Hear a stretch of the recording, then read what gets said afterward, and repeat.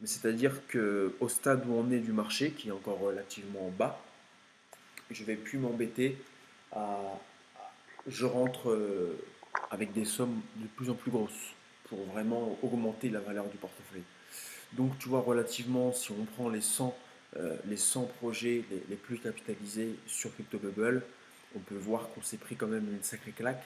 On est à peu près à moins 30% sur l'ensemble des altcoins. Maintenant, c'est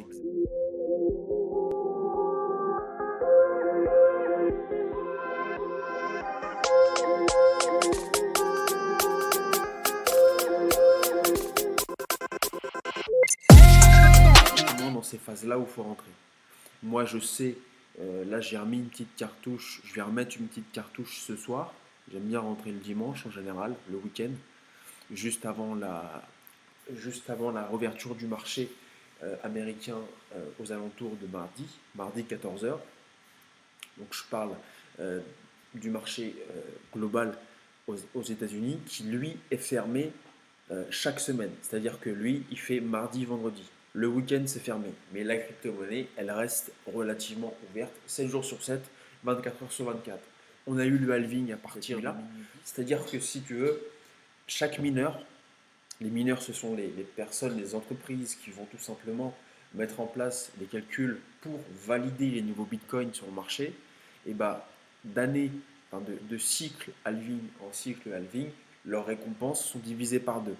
Ça veut dire que naturellement, plus la récompense est divisée, plus le monde entier veut récupérer du bitcoin. Donc naturellement vu que l'offre augmente, vu que la demande augmente, mais que la quantité totale de Bitcoin reste de plus en plus limitée, et ben naturellement le prix va exploser. C'est-à-dire que pour moi, sur les 2 prochaines années, et ça c'est ce que j'ai en tête, mais en soi que j'ai raison dans 2 ans ou j'ai raison dans 5 ans, on va avoir un Bitcoin de façon globale qui va faire que d'augmenter. Il y aura des corrections, dans chaque marché il y a des corrections, mais le marché crypto-monnaie reste extrêmement petit. C'est pour ça qu'on a des chutes et qu'on a des montées assez impressionnantes. Ce qui ne se fait pas dans les marchés traditionnels. C'est que le marché de crypto-monnaie reste à l'heure actuelle relativement petit par rapport au marché Forex, au marché de la bourse, au marché traditionnel. Donc le halving, c'est une bonne chose parce qu'il va y avoir de moins en moins de Bitcoin et c'est le Bitcoin qui fait la pluie et le beau temps. C'est-à-dire que s'il pleure, comme je t'avais dit il y a plusieurs mois de ça, s'il pleure, tout le monde pleure. S'il est content, tout le monde va, avec le temps, reprendre un petit peu de couleur. Donc c'est une très très bonne chose pour nous et c'est une très bonne chose pour nous parce que plus tu accumules du Bitcoin, plus tu vas avoir tout simplement une performance sur ton portefeuille qui va être intéressante. Donc, D'ailleurs, j'avais une question au niveau de ça. comment? Une question au niveau de ça. Oui. En fait, je voulais savoir, est-ce que à chaque fois que le Bitcoin fait un gros retentissement comme ça, du coup, les actions aussi, généralement, elles perdent autant que le Bitcoin, Beaucoup ou plus. c'est un retentissement ou une baisse? Non, elles perdent beaucoup plus parce que si tu veux, le Bitcoin, il est à peu près à, il est à quelques milliards de, on va aller chercher, il y a combien? Il va perdre, admettons, là tu vois, il a perdu sur la semaine, il a perdu 5,%, 5%. Donc ça Oui. c'est sur la semaine entière. Si on prend les altcoins, pour la plupart, ils étaient à, on va prendre des grosses capitalisations quand même, hein, mais qui sont inférieurs au Bitcoin.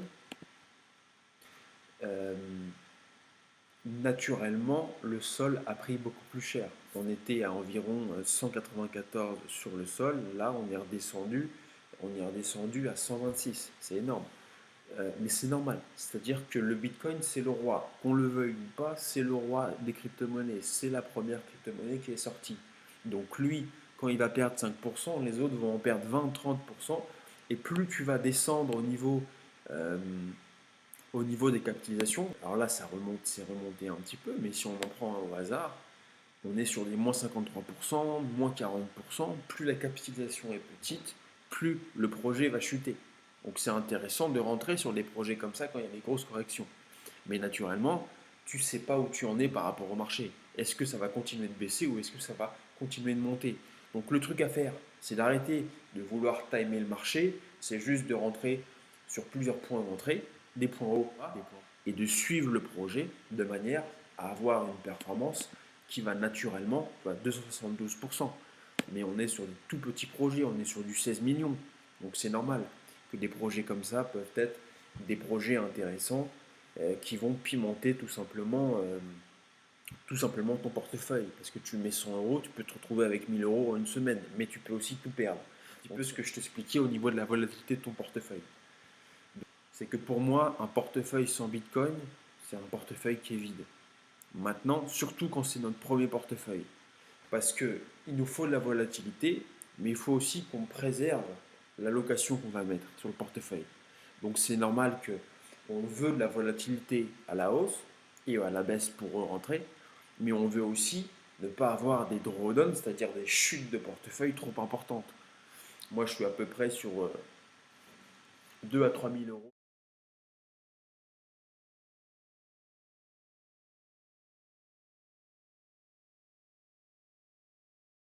cap, des moyennes market cap et des petites market cap, naturellement.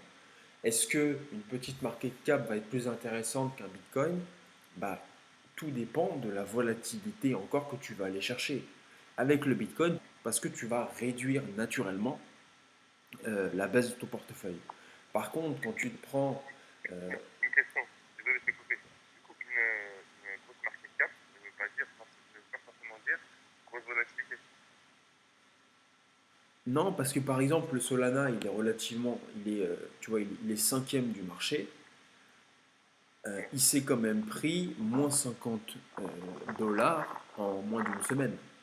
Donc, est-ce que c'est volatile? Tout dépend de comment tu te positionnes. Ça reste important. Ça reste important si tu es sur un nouveau portefeuille.